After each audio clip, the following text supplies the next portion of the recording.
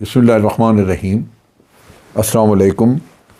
आप देख रहे हैं डीडीपी एनालिटिका। पीटीआई के बारे में एक फॉरेन फंडिंग केस बहुत अरसे से पेंडिंग था। तकरीबन 2014 से गालिबन ये पेंडिंग था। और आपको याद होगा कि अकबर एस अहमद जो कि इनके फाउंडिंग मेंबर थे, उन्होंने एलिगेशन लगाई थी, उन्होंने एक पिटीशन दायर की जिसमें उन्होंने कहा था कि इनकी फ़ंडिंग में बड़ी सीरियस किस्म की बेकायदगियाँ हैं। और ये भी उन्होंने कहा कि इलीगल सोर्सेस से पैसे इकट्ठे किए गए हैं और फिर बैंक अकाउंट्स वगैरह जो हैं वो छुपाए गए हैं।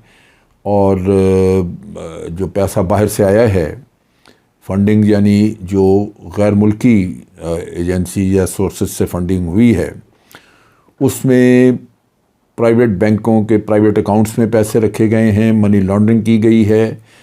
और जो पार्टी के अपने एम्प्लॉयज़ हैं उनको फ्रंटमैन के तौर पे इस्तेमाल किया है, उनको इलीगल डोनेशन जो हैं मिडल ईस्ट वगैरह से लिए वो उनके अकाउंट्स में रखे हैं। ये बड़ी सीरियस एलिगेशंस थी, लिहाजा इलेक्शन कमीशन ने इसके बारे में तहकीकात शुरू की। पीटीआई ने हमेशा इसको डिनाई किया। उन्होंने कहा जी ये गलत एलिगेशंस हैं, लेकिन समहाउ वो तहकीकात मुकम्मल नहीं हुई। अब तहकीकात होती रही। अब एक स्क्रूटनी कमेटी जो कि इसको स्क्रूटनाइज करती थी, जिसने अकाउंट्स वगैरह इनके चेक करने थे, देखने थे, उसने कई दफ़ा रिपोर्ट पेश की। एक स्क्रूटनी रिपोर्ट जो है वो 2020 शुरू में पेश की गई, जो इलेक्शन कमीशन ने रिजेक्ट कर दी। उन्होंने कहा कि ये इसमें तफसीलात पूरी तरह कवर नहीं हैं। फिर एक गालिबन नवंबर 2020 में दी गई, वो भी इलेक्शन कमीशन ने वापस की और उनको स्क्रूटनाइज करने के लिए दोबारा कहा कि इसकी तफसील चेक करें। पीटीआई भी किसी न किसी तरह इस रिपोर्ट से जान छुड़ा रही थी। वो कोशिश करते रहे कि इसको पब्लिक ना किया जाए, डिले किया जाए, लेकिन बहरसूरत अब स्क्रूटनी कमेटी की रिपोर्ट जो है वो इलेक्शन कमीशन को मौसूल हो गई है। रिपोर्ट पब्लिक नहीं की गई, किसी को बताया नहीं गया, लेकिन उसके बावजूद जियो टीवी ने इस पे बातचीत की और उन्होंने बाज़ इसके मंदरजात जो हैं वो पब्लिक के सामने रखे। ये जो मंदरजात हैं, इनमें जो एलिगेशंस हैं उसके बारे में ये कहा गया है कि पार्टी ने बाज़ अकाउंट्स जो हैं वो डिस्क्लोज़ नहीं किए, बताए नहीं, और तकरीबन 31 करोड़ रुपए की रकम ऐसी है जो कि डिस्क्लोज़ नहीं की गई, जो बताई नहीं गई। अब ये तो बहरसूरत इसकी रेगुलर हेयरिंग होगी, इसको इलेक्शन कमीशन जो है वो बुलाएगा पीटीआई के लोगों को और उनके वकील वगैरह, ये चीज़ें डिस्कस होंगी, इस पर बातचीत होगी। लेकिन चूँकि ये पब्लिक नहीं हुई तो हतमी तौर पे तो कुछ नहीं कहा जा सकता। लेकिन जियो ने जो कुछ कहा उसमें फ़ॉरेन फंडिंग का कहीं जिक्र नहीं है।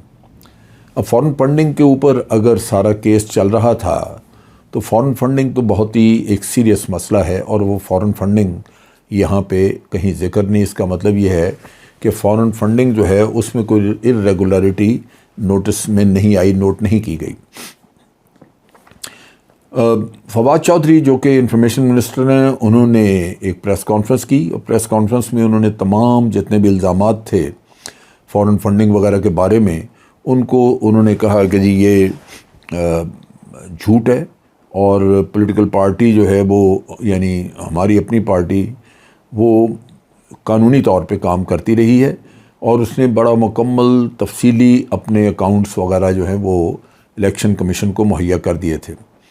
अब जियो ने मज़ीद चूँकि तफसील नहीं दी, इस वजह से जो कुछ फवाद चौधरी कह रहे हैं उसको कंट्रडिक्ट करना या उसके बारे में कुछ मज़ीद बात करना वो शायद मुमकिन ना हो। लेकिन एक उन्होंने वजाहत ये की कि पार्टी ने तकरीबन 1.64 बिलियन रुपीज़ जो हैं वो फंडिंग में वसूल किए, यानी तकरीबन 1.5 बिलियन से कुछ ज़्यादा। और इसमें से जो फंड्स हैं 310 मिलियन, वो इलेक्शन कमीशन कह रहा है कि हमने डिस्क्लोज़ नहीं किए, जबकि हमने वजाहत दी है और इंफॉर्मेशन मिनिस्टर ने कहा कि 2 रेलेवेंट ट्रांजैक्शंस थे, यानी 150 मिलियन का एक और एक 160 मिलियन का। इसमें इलेक्शन कमीशन की कमेटी, स्क्रूटनी कमेटी ने गलती की है। ट्रांजैक्शन जो 160 मिलियन का है वो 2 दफ़ा काउंट किया गया हुआ है और वो सेंट्रल अकाउंट में रिसीव हुआ और उसके बाद उसको एक और अकाउंट में इन्होंने ट्रांसफ़र किया, तो वो एक जगह सेंट्रल अकाउंट में नज़र आ रहा है, एक जगह दूसरे किसी और अकाउंट में नज़र आ रहा है, उसको 2 दफ़ा काउंट कर लिया गया। सो इस डुप्लिसिटी की वजह से वो 160 मिलियन की एक प्रॉब्लम निकल आई। इसी तरह वो 150 मिलियन के अकाउंट का भी वो कह रहे हैं कि जी वो भी शायद 2 दफ़ा कहीं काउंट हुआ है और उसकी वजह से ये जो 31 करोड़ का मसला आ रहा है वो इसी वजह से आ रहा है। 310 मिलियन रुपीस की बात हो रही है। अब अकाउंट्स का भी उन्होंने कहा कि 26 अकाउंट्स हैं, उसमें से 8 हमारे नॉन एक्टिव हो चुके हुए हैं। ये तफसीलात बहरहाल उन्होंने बताई और 10 अकाउंट्स के बारे में उन्होंने कहा कि ये एक्चुअली पीटीआई को बिलोंग ही नहीं करते, ये किसी और के हैं। सो ये रिगमारोल तो जब सुना जाएगा, जब बाकायदा केस चलेगा तो ये बात सामने आएगी।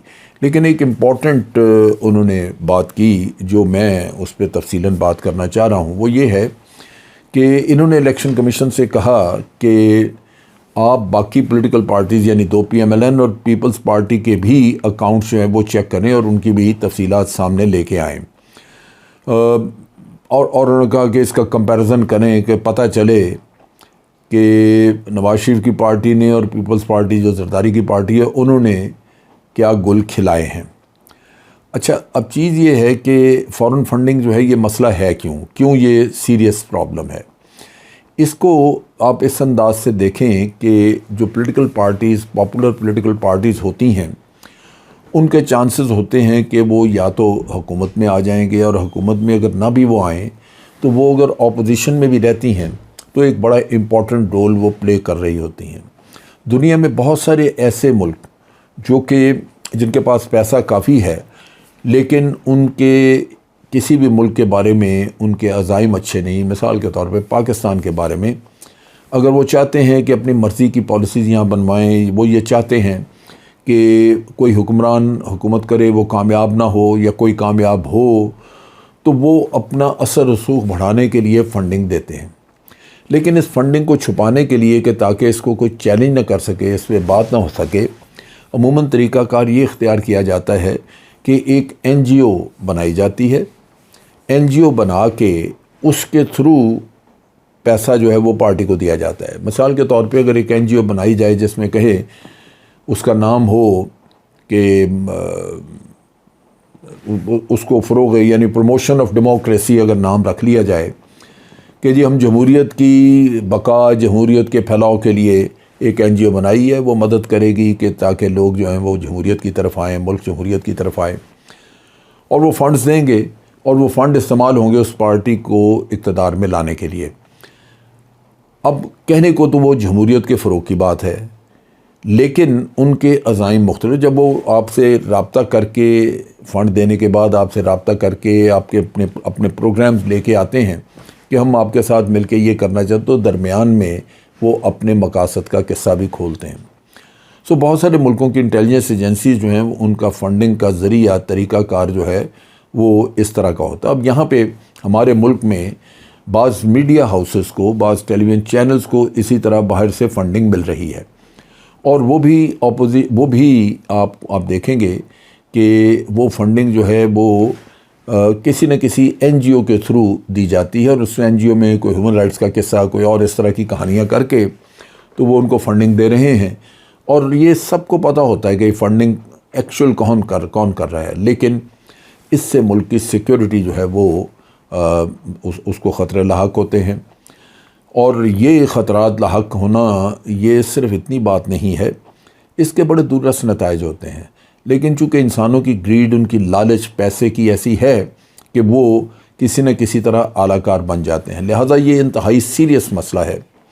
दूसरी बात आ जाती है फ़ंड्स आपको बाहर से मिले और पिल्फरेज हुई। पिल्फरेज ये कि यहाँ पे ज़ाती अय्याशियों पे अगर कोई ख़र्च करना शुरू कर दे, पॉलिटिकल पार्टीज़ के पास फ़ंड्स हैं, उनके लीडर जो हैं वो उन फंड्स को कर देते हैं, सेंक्शन करते हैं और कहीं भी इस्तेमाल हो सकते हैं।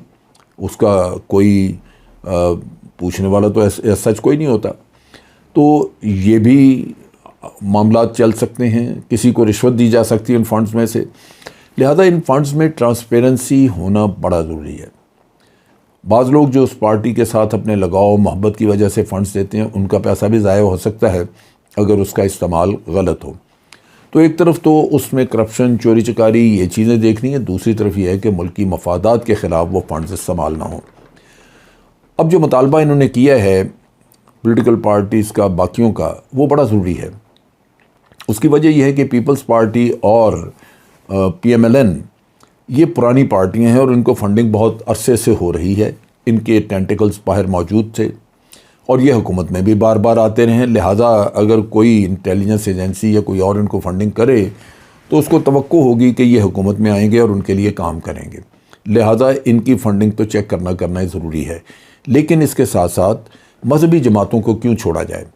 मजहबी जमातों को भी बहुत सारे मुल्कों से फ़ंडिंग आती रही है और आप देखिए कि मजहबी जमातों ने कोई कंस्ट्रक्टिव काम नहीं किया, लेकिन इस मुल्क में फतूर बहुत फैलाया है, फसाद बहुत फैलाया है।